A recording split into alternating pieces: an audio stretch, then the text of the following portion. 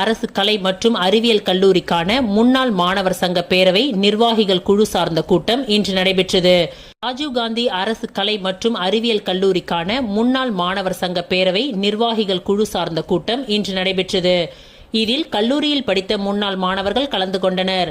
இந்த கூட்டத்தில் கலந்து கொண்ட முன்னாள் மாணவர்கள் தங்களை அறிமுகம் செய்து கொண்டனர். கலந்து கொண்ட முன்னாள் மாணவர் நிர்வாகிகள் குழுவிற்கு இதுநாள் வரை கல்லூரியில் ஏற்பட்ட வளர்ச்சி குறித்தும் தெரிவிக்கப்பட்டது.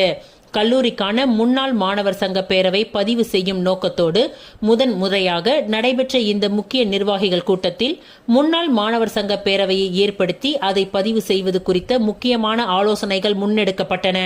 மேலும் இவர்களோடு இணைந்து ராஜீவ்காந்தி அரசு கலை மற்றும் அறிவியல் கல்லூரியின் முன்னாள் மாணவர் சங்க பேரவைக்கான சட்ட துணை விதிகள் குறித்தும் பேசப்பட்டது.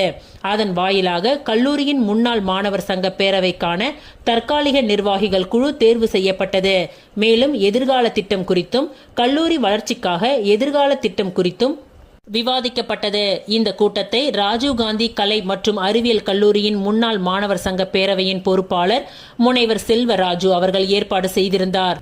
இதில் முன்னாள் மாணவர் சங்க பேரவையின் பேராசிரியர், உறுப்பினர்கள் பலர் கலந்து கொண்டனர்.